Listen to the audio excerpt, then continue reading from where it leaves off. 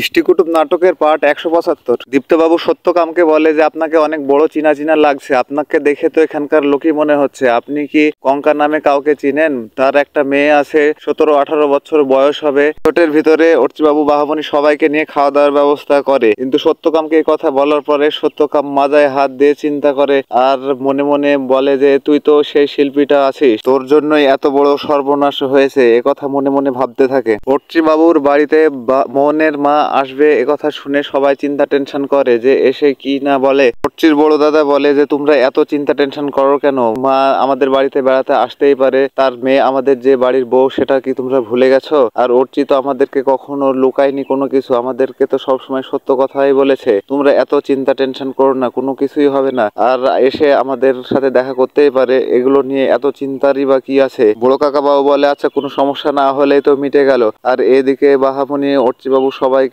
খুব বসিয়ে সুন্দরভাবে খাওয়ায় এবং বলে যে তোমরা সবাই খাও, কথা বলে। বাহামণি নিজেই সবাইকে খাওয়ায়, অর্চিবাবুও খাওয়ায়। আর এইদিকে বাহামণির মা দেখে যে তার স্বামী এসেছে, আর দীপ্তবাবুকে সত্যকাম গামছা গলায় জড়িয়ে দিয়ে বলে যে শিল্পীটা তুই আছিস, তোকে আমি চিনতে পারবো না মানে? তুই এত কিছু যখন বলছিস তাহলে তোর সাথে এতদিন পরে দেখা হলো, তোর জীবনটা দিয়ে এখন আমার কাছে হিসাবটা দে। অর্চিবাবু বাহাকে বলে কেউ খাবার পাচ্ছে কিনা, সবাই ঠিকঠাক ভাবে খাবার পাচ্ছে কিনা সেটা তুমি দেখো। তখন বাহা বলে আচ্ছা আমি দেখছি, তুইও দেখ। এইদিকে মনের মা চলে আসে। মনের মা আসার পরে বাসাতে ঢোকা মাত্রই অর্চির বড় দাদা দরজা খুলে দেয় এবং তার সাথে কথা বলে, এবং কথা বলার পরে বলে আমি আপনাদের বাসায় গেছিলাম কিন্তু আপনাদের সাথে দেখা করতে পারিনি, আমার এক ফ্রেন্ড এসেছিল তার জন্য আমাকে চলে আসতে হয়েছে, এসব কথা বলে। এবং তার নাস্তার ব্যবস্থা করা হয়। তখন যে আমি আসলে নাস্তা টাস্তা কোনো কিছুই করব না, আমি একটা ইমার্জেন্সির জন্য এতটা সাত সকালে আমি চলে এসেছি। তখন অমনি বড় কাকা বাবু বলে যে আসলে কি আমার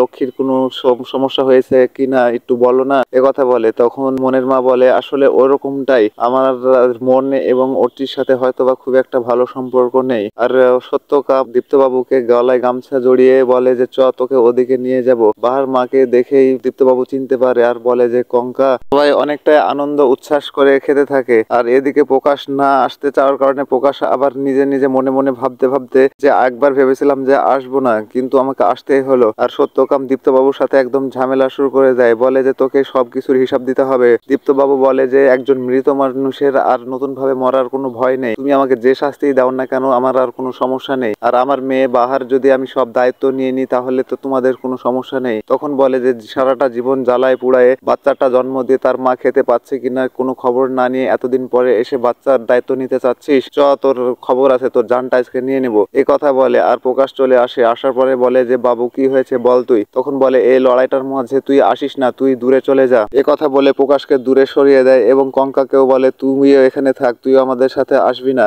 আর প্রকাশ অমনি অর্চিবাবু এবং বাহাদের কাছে আসে, কিন্তু বলতে পারে না যে কি সমস্যা। তখন সামনে এসে বলে যে আসলে আমার বাবুটা তো একটা শহরে বড় বাবুর সাথে ঝামেলা শুরু করে দিয়েছে, তাকে জঙ্গলের দিকে নিয়ে গেল। তখন অর্চিবাবুও সেটা শুনে, বাহামণিও সেটা শুনে, আর তারা অনেকটাই চিন্তা টেনশন করে। আর দীপ্তবাবুকে সত্যকাম বলে যে চ ওই জঙ্গলটাতে চ, তোর সাথে আজকে খুব ভালো একটা হিসাব নিকাশ হবে। আর কঙ্কাও পিছন পিছন চলে যায় আর দীপ্তবাবুকে অনেকটাই ভয় দেখায়। দীপ্তবাবু কিন্তু কোনো ভয় পায় না। অর্চিবাবু সে জঙ্গলে যাওয়ার জন্য প্রস্তুতি নেয়, বলে যে আমি একাই যাব। তখন বাহা বলে না আমিও যাব, যদি তোমার কোনো সমস্যা হয়। তখন অর্চি বলে আমার তো কোনো সমস্যা হবে না, বরঞ্চ তুমি যদি যাও তোমারই কোনো সমস্যা হতে পারে, আমি একাই সেভ আসতে পারবো। আর বাহামণি সেখানে দাঁড়িয়ে দাঁড়িয়ে চিন্তা করে যে আমার মামুটা শহরের বড় বাবুর সাথে, কে সে বড় বাবু যে তার সাথে এতটা ঝামেলা করছে। বাহামণি মনে মনে অনেকটা চিন্তা টেনশন করতে থাকে।